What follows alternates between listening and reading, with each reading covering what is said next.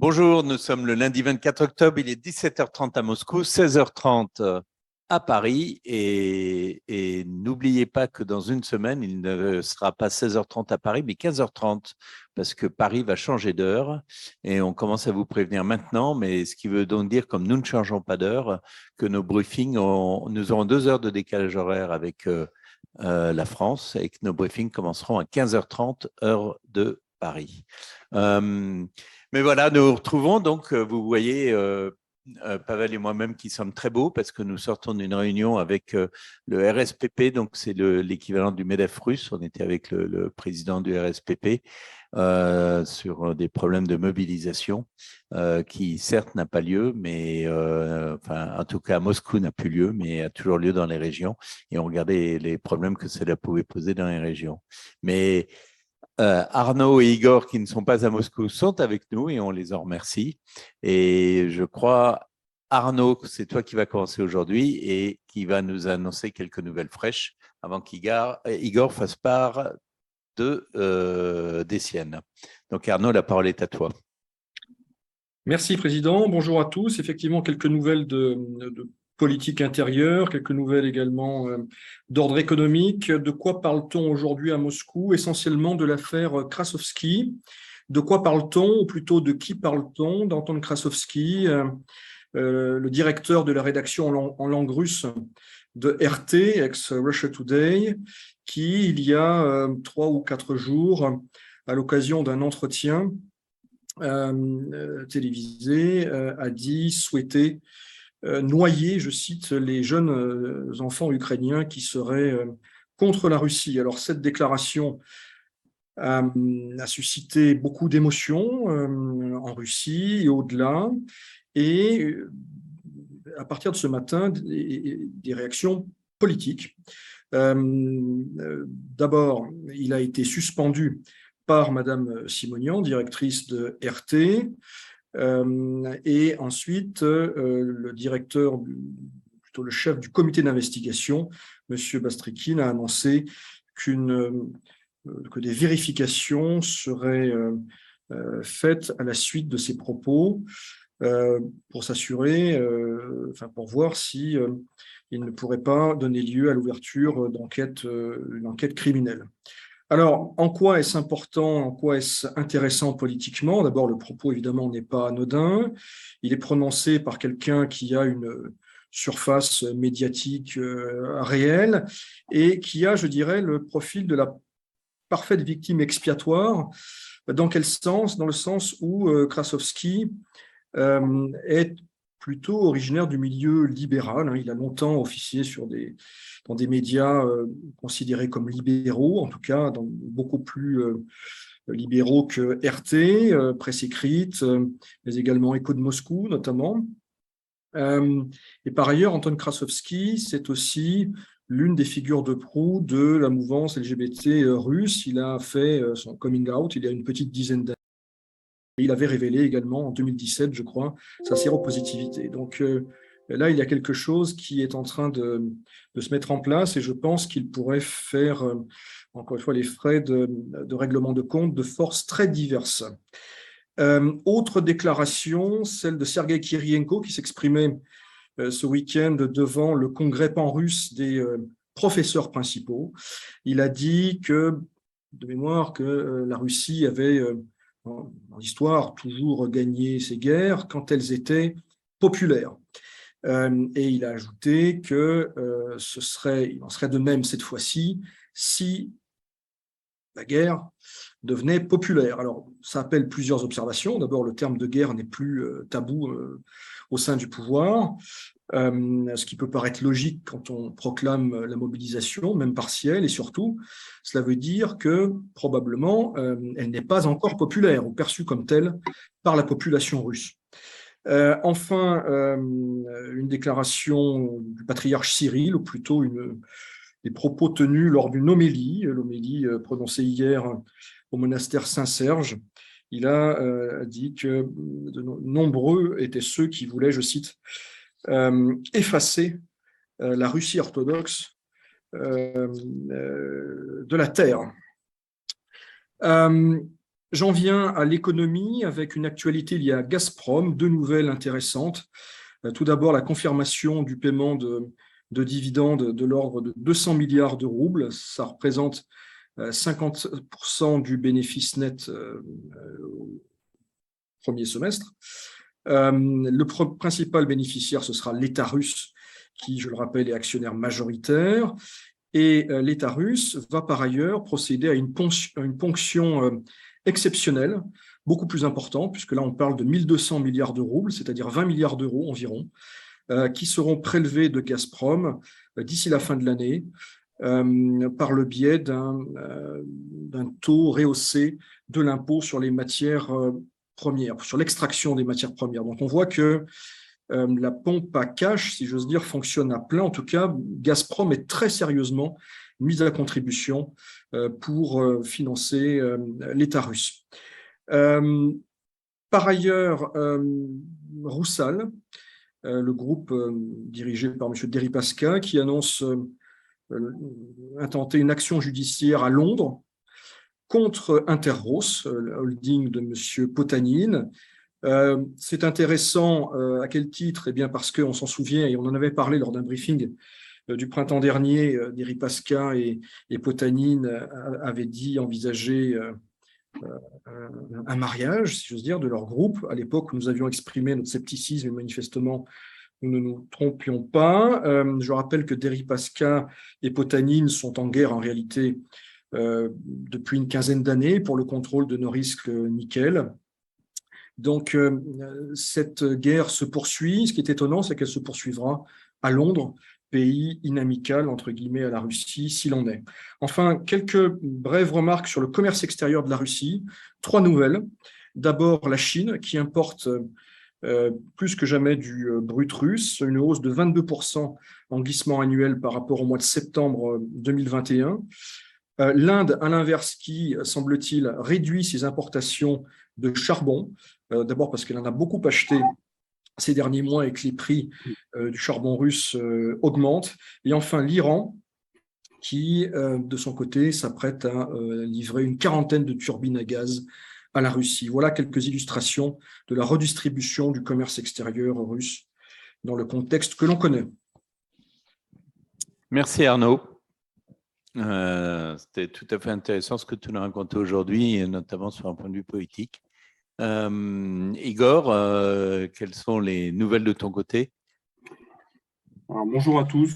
Je vais commencer par une nouvelle plutôt inquiétante, il faut bien le dire, qui viennent d'Ukraine et de la situation autour d'une potentielle escalade, puisque d'abord commencer par exposer les faits. Ministre de la Défense Shoigu a réalisé une série d'entretiens téléphoniques hier avec ses homologues. Alors, d'abord l'homologue français, M. Sébastien Lecornu, puis hier après-midi Hulusi Akar, donc le ministre turc de la Défense, puis avec le ministre de la Défense britannique, M. Ben Wallace, et en fin de journée hier avec le ministre de la Défense américain, Lloyd Austin, avec qui il s'était déjà entretenu le 21 octobre, 2 jours auparavant. Tout ça après 6 mois d'interruption dans les communications entre les deux ministres de la Défense. Et j'ajoute qu'aujourd'hui, c'est le chef d'état-major Gerasimov qui s'est entretenu avec son homologue britannique. Donc on voit des entretiens téléphoniques sur la situation en Ukraine d'une manière générale et plus précisément sur les risques d'escalade liés à ce que les Russes présentent comme la préparation par l'Ukraine de l'utilisation d'une bombe sale, une bombe nucléaire sale, sur le champ de bataille en Ukraine. Donc, c'était des entretiens téléphoniques qui ont été réalisés à la demande de la partie russe souhaitant informer ses homologues occidentaux de la menace que eux perçoivent. Aujourd'hui, il y a un communiqué de la part, communiqué commun français, britannique et américain, suite à ces entretiens téléphoniques d'hier, pour expliquer, je cite, que personne ne sera dupe en cas d'utilisation d'une bombe sale en Ukraine. Autrement dit, en Occident, on est convaincu qu'il y a potentiellement un risque d'une opération qu'on appelle de faux drapeau qui se prépare en Ukraine. Autrement dit, du point de vue occidental, ce sont les Russes qui se préparent à réaliser une provocation avec une bombe sale et faire porter le chapeau à l'Ukraine, et côté ukrainien, c'est l'inverse. On explique que c'est les Russes qui se préparent aussi que les Russes vont faire, excusez-moi, les côtés russes, on pense que c'est les Ukrainiens qui vont réaliser évidemment cette opération de bombes sales. L'idée étant de provoquer l'indignation internationale encore plus autour de la Russie, comment dirais-je, de mettre au pilori la Russie comme État paria et de provoquer une nouvelle vague de sanctions, une nouvelle aide militaire à l'Ukraine, etc., etc. Donc dans cette logique de consolider encore plus, j'allais dire, la communauté occidentale, voire au-delà, autour de la cause de l'Ukraine. Donc c'est assez inquiétant, et d'autant plus inquiétant que aujourd'hui on a appris que la Russie mettait en état d'alerte ses forces de lutte nucléaire, radiobactériologique, chimique, pour faire face à une éventuelle situation de crise majeure avec de nature nucléaire en Ukraine. Donc, il y a quand même des signaux qui sont extrêmement inquiétants, qui sont en train d'arriver qui se précisent depuis hier par rapport à cette situation de bombe sale. Alors, on retrouve un peu des éléments dans le procès d'intention, dans la suspicion, etc., qu'on pouvait avoir à un niveau qui serait grave, mais moins important évidemment qu'une bombe sale nucléaire, autour du barrage, le fameux barrage sur le Dniepr, où on explique que c'est les Russes qui vont le saboter pour inonder en aval, donc la région de Kherson et les deux rives de Kherson, et tandis que les Russes expliquent, non, c'est les Ukrainiens qui bombardent régulièrement ce barrage pour le faire sauter, et justement pour inonder les positions russes qui sont en aval. Bon, c'est des choses qu'on retrouve de manière cyclique, récurrente dans cette crise depuis le départ, pour pas remonter au-delà, avec évidemment de la désinformation des deux côtés, et comme on l'a dit, donc de la manipulation. Deuxième information, évidemment sur un registre moins dramatique, le président Macron qui était depuis hier au Saint-Siège et qui a prononcé donc un discours lors de l'ouverture d'un sommet interreligieux pour la paix, où il a réitéré, appelé de nouveau les protagonistes belligérants à conclure la paix en Ukraine. Expliquer que cette paix était possible en Ukraine, mais que ce sera lorsque les Ukrainiens le décideront, d'une part, et d'autre part, selon les termes de Kiev. Donc, ce qui peut paraître un peu contradictoire dans la formulation, parce qu'on appelle à la paix, mais finalement, selon les termes d'un seul belligérant. Finalement, j'allais dire sur le message, rien de véritablement nouveau.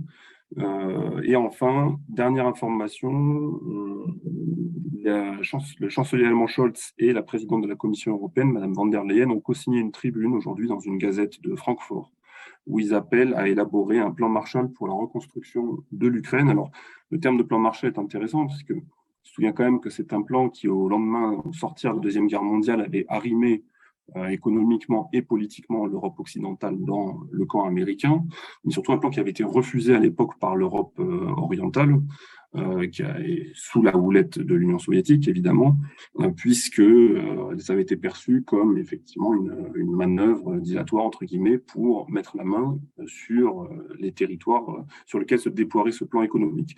Bon, aujourd'hui, on parle de plan Marshall. Évidemment, on ne connaît pas le montant qu'aurait ce plan Marshall, puisque ça fait référence au montant des destructions qu'il y a en Ukraine. Les Ukrainiens ont déjà expliqué assez rapidement après le début des hostilités, en disant au printemps qu'on avait déjà largement dépassé les destructions qu'il y avait eu en Syrie après 5 ans ou 6 ans de guerre civile, c'est-à-dire au-delà de 500 à 600 milliards de dollars de destruction.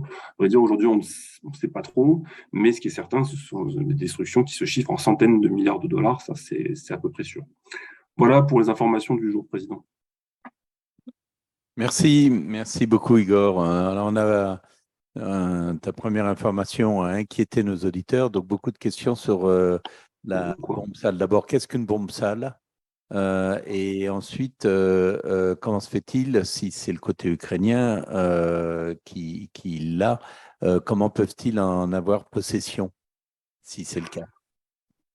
On parle d'une bombe qui aurait une composante évidemment nucléaire radioactive, probablement de l'oxyde d'uranium, mais bon, moi je n'y connais pas à vrai dire grand-chose, mais bon, qui aurait une capacité lorsqu'elle explose. Alors c'est pas pour le coup un missile ou une torpille ou que sais-je, sur lequel on va monter une tête nucléaire et qu'on va faire partir pour faire sauter.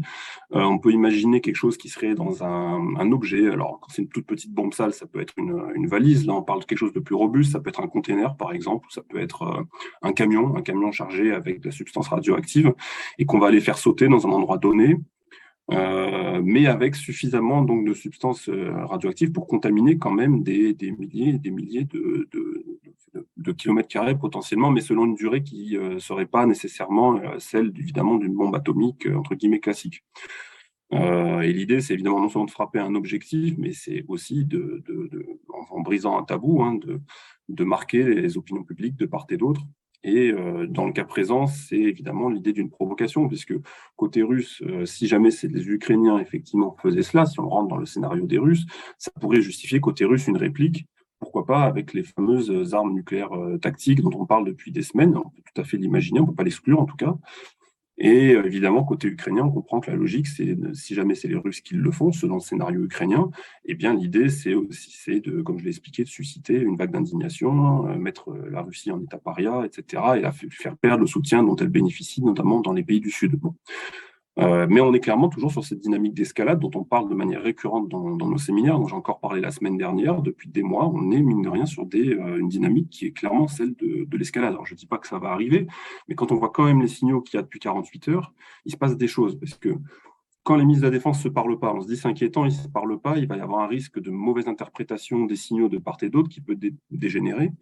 Mais quand ils se mettent à se parler subitement, très rapidement, en l'espace de quelques heures de part et d'autre, c'est aussi inquiétant. Ça veut dire qu'il y a quand même matière à se parler de manière plus urgente que d'habitude. Donc, c'est pour ça que, voilà. Alors après, est-ce qu'ils ont les moyens de faire une bombe sale, les Ukrainiens? Alors, on avait dit dans des séminaires au printemps qu'ils n'avaient certainement pas les moyens de faire des bombes atomiques, j'allais dire classiques, pour un tas de raisons qu'on a évoquées. En revanche, imagine une bombe sale avec des substances radioactives qu'on a pu prélever.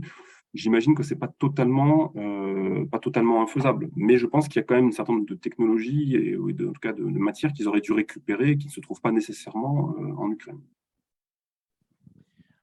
On nous demande pourquoi les Russes ne font pas appel au Conseil de sécurité s'il y a des preuves intangibles.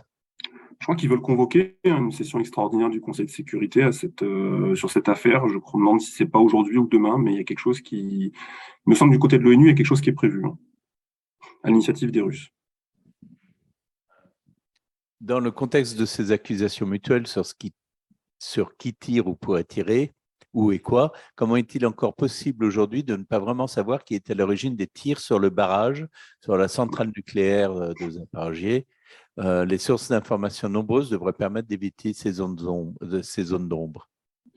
Mais la centrale nucléaire Zaporižžje, c'est encore un exemple, alors là, encore plus en lien avec ce que je viens de dire. Les Russes tiennent cette centrale donc conquise très rapidement après le début des hostilités, mais d'après les Ukrainiens, se bombarderaient eux-mêmes, en fait, dans cette centrale.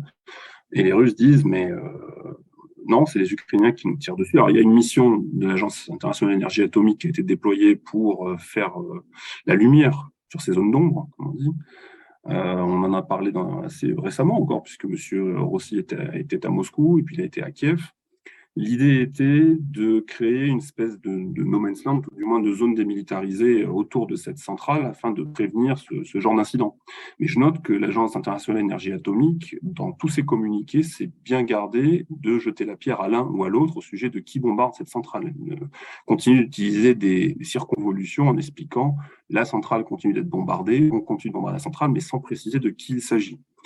Donc, c'est depuis le début de cette histoire, c'est toujours pareil. Personne n'a le monopole du mensonge et de la manipulation. Il y a des choses qui se passent. Je suis d'accord qu'avec les réseaux sociaux, les gens sur place, on devrait en savoir un peu plus. Mais il y a une guerre du narratif depuis le début dans ce conflit, avec des éléments de langage qui sont distillés de part et d'autre, et une machine médiatique qui se met en marche de part et d'autre pour promouvoir ce narratif. Et donc, en réalité, la réalité, entre guillemets, est prise en otage par ces éléments de communication, certains diront ces éléments de propagande. Voilà. Alors, l'un de nos auditeurs nous explique la différence entre une bombe sale et une bombe atomique. Alors, il nous dit une bombe atomique utilise la réaction nucléaire pour générer un souffle et une explosion importante. La bombe sale génère des dégâts liés à la radioactivité. C'est en fait un petit peu ce que tu disais, Igor. Et arme atomique, c'est une arme de destruction massive versus la bombe sale qui est une arme de perturbation massive. Donc, effectivement, il suffit d'avoir des déchets nucléaires, enfin d'avoir de l'uranium ou je ne sais pas quoi radioactif qui permet de faire ça. Alors on nous demande autre question, une bombe ou un missile tactique nucléaire pourrait impacter la Biélorussie, la Russie, la Turquie, etc. Ce que je ne crois pas, mais tu veux répondre Bah, ça dépend. Je comprends que dans la question, ce qui est sous-entendu, c'est si la Russie utilise ce type de munitions, qu'il y aura comment dirais-je, des retombées radioactives, y compris sur ce territoire. Oui, enfin, c'est possible. Il y a les questions des vents, il y a la question des nuages qui vont se déplacer. Donc oui, il y a tout à fait imaginable que, suivant la force des vents et leur direction, oui, des retombées radioactives pour les voisins, voire pour les voisins pas immédiats, mais plus lointains, hein, puisque c'est des choses qui vont se diffuser dans l'atmosphère et qui peuvent aller très loin. Alors, j'ai Donc, cru oui, c'est un comprendre. coût à prendre en compte par la puissance qui souhaite utiliser ce type de munitions. Évidemment, c'est un coût qui est parfaitement à prendre en compte. J'ai cru comprendre, Igor, que si c'est une bombe tactique, hein, Mm. c'est beaucoup plus faible de rayon d'action, très destructeur, hein, mais beaucoup Ouais. plus faible de rayon d'action, et que justement la radioactivité était très limitée en, dans l'espace par rapport à une bombe nucléaire classique qui, elle, Oui. a des dégâts absolument énormes. Bah, une bombe nucléaire stratégique, ça se compte en mégatonnes. Donc, c'est des milliers de fois Hiroshima. Donc, je ne fais pas un Ouais. tableau, c'est l'apocalypse. Une bombe nucléaire tactique, on est en kilotonnes ou en centaines de kilotonnes, c'est quand même quelques dizaines de fois Hiroshima, voire quelques centaines, suivant comment dire, la façon dont vous paramétrez la tête. Et donc, ça peut quand même faire des dégâts assez importants. Et sur la persistance des radioactivités, moi, je ne me prononcerai pas, mais je pense que si c'est pas évidemment en milliers d'années ou millions d'années, comme on compte pour le nucléaire stratégique, c'est quand même des dizaines et des dizaines d'années pour une zone que vous n'irez pas. Vous voyez que Tchernobyl, par exemple, qui a eu l'accident, dans les années 80, il y a encore une zone qui est interdite d'accès jusqu'à aujourd'hui, en théorie, hein, pour le public, avec des villes fantômes. Parce que ce sont des zones qui sont avec des sols contaminés pour des années et des années, hein. Donc, je pense que sur un nucléaire tactique, on peut raisonnablement penser qu'on a quelque chose de similaire. Alors, tu as vraiment inquiété nos auditeurs, puisqu'on nous demande si on doit déjà demander à notre ambassade la distribution de pastilles d'iode introuvables dans les pharmacies russes. Non, mais moi, je veux pas inquiéter les gens qui ne savent. Enfin, je dis que c'est des signaux inquiétants parce qu'on peut pas. Enfin, c'est vrai. Et objectivement, quand on voit les signaux qui se passent, c'est des choses qu'il faut prendre au sérieux et qu'il ne faut pas, à mon avis, comment dirais-je, balayer d'un revers de la main en disant circuler, il n'y a rien à voir, etc. Et si jamais vous agitez ça, vous rentrez tout de suite dans le jeu des Russes, parce que malheureusement, je parle de guerre narrative, c'est ça. Aujourd'hui, les gens qui parlent un peu trop de ça ont tendance à dire oui, mais ils inquiètent les gens, c'est inutile. Il faut, à mon avis, quand même regarder objectivement les choses qui se passent et ne pas non plus négliger ce qui. Voilà, on regarde la dynamique du conflit, on est complètement malheureusement dans cette logique-là d'escalade. Maintenant, sur les pastilles, non, moi je. Non, mais il faudrait que J'ai envie de dire, la faites comme vous voulez. radioactivité vienne jusqu'à Moscou, ce que je ne crois pas. Non, non, mais les gens font ce qu'ils veulent. Même s'ils veulent acheter de l'iode, ils achètent de l'iode. Mais moi, je n'irai pas en tirer conclusion jusque-là, quoi. Si les Ukrainiens utilisent cette méthode, quelle pourrait être la réaction russe, sachant que nous avons déjà vu les dégâts après la destruction du pont de Kerch? Tu as répondu à cette question, mais c'est difficile de prévoir, j'imagine, la réaction russe aujourd'hui, si jamais c'était les Ukrainiens, bien évidemment. Mais quand on voit l'ampleur d'une telle mission, surtout enfin, l'explosion d'une bombe sale, on peut penser que ce serait de nature à provoquer effectivement une réponse robuste de la part des Russes. J'ai dit méthodologiquement pas exclure qu'ils prennent ça pour un prétexte pour monter en puissance et taper plus fort, y compris avec du nucléaire tactique. Maintenant, il peut y avoir d'autres types de réponses moins nocive, entre guillemets. Il peut y avoir encore des vagues de drones iraniens, il peut y avoir des choses comme ça. Mais ce qui est sûr, c'est qu'il y aura une réponse russe. On nous demande aussi pourquoi l'ambassadeur français à Kiev a démissionné, mais ça, c'est une fake news. Il n'a pas démissionné, il est toujours en poste et il a d'ailleurs démenti lui-même le fait qu'il ait quitté l'Ukraine. Vous voyez, si on nous demande est-ce que le pape peut avoir un impact sur la résolution de la paix en Russie? Difficile à dire. Bon, on sait que le dialogue interreligieux entre le Vatican et l'Église orthodoxe russe s'est plutôt développé ces dernières années, en tout cas avant le 24 février. C'était une tendance assez nouvelle et assez intéressante. On sait aussi qu'il y a eu des tentatives d'organiser peut-être une rencontre au Kazakhstan en septembre. Ces tentatives ont échoué. Le pape a par ailleurs été critiqué en Occident pour certaines de ses déclarations qui ont été, je pense, mal interprétées à dessein, qui avaient été jugées trop conciliantes à l'égard de la Russie. Donc, on sait que par ailleurs, le pape, l'Église catholique, a des intérêts en Ukraine. Est-ce que le pape peut promouvoir ou être un des canaux de paix? Possible. Je ne pense pas que ça puisse être le principal, mais il est possible qu'en soutien, le Vatican joue un rôle, fasse passer des messages.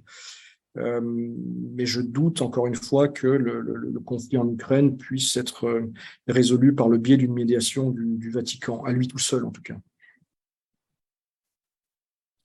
On n'a plus de questions. Alors, n'ayant plus de questions, Igor, Arnaud, vous n'avez plus rien que vous voulez ajouter pour l'instant? On va passer la parole à notre ami Pavel, qui va faire un petit rappel comme d'habitude. Oui, alors rappelez que notre ami Igor est donc demain et après-demain à la salle des fêtes Micheline Dax de Vesoul. Venez nombreux, et les 15 premiers arrivés auront droit à un petit vin d'honneur. J'ai fait les flots bleus récemment. Bon, et j'ai entendu bien des choses. Ça a été mouvementé sur la fin, j'imagine. Tu as gagné tes galons. Écoutez, on se retrouve cette semaine encore à l'heure d'été, qu'elle soit dans nos cœurs, sinon sur nos épaules. Donc 16h30 encore jeudi, et puis à partir de la semaine prochaine, Grégoire, c'est bien la semaine prochaine que nous nous emmitouflons et que nous passons de concert à l'heure d'hiver. Voilà, je devant tous. La France passe à l'heure d'hiver. La France passe à l'heure d'hiver. Oui, on ne va pas faire de commentaires ni sur le gaz, ni sur l'électricité. Simplement vous dire que vous pouvez nous joindre comme d'habitude sur les canaux Telegram, sur la chaîne Hotline, et que par ailleurs nous serons ravis de retrouver ceux d'entre vous qui êtes encore et toujours à Moscou pour notre assemblée générale du 2 novembre prochain. Voilà, au plaisir de vous retrouver jeudi. Tenez bon les amis. On a une dernière question qui est: Pavel a bien connu Micheline Dax, question mark, et je pense qu'effectivement, ce sont ses premiers souvenirs de jeunesse sur lesquels Pavel a rêvé. Je me rappelle de cette émission de l'Académie des Neufs où Micheline Dax avait montré comment elle tapait de la machine avec ses orteils. Vous voyez, je me rappelle encore.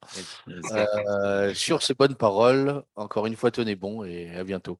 Et la CCI France Russie reste à vos côtés. Merci beaucoup. Au revoir. Au revoir.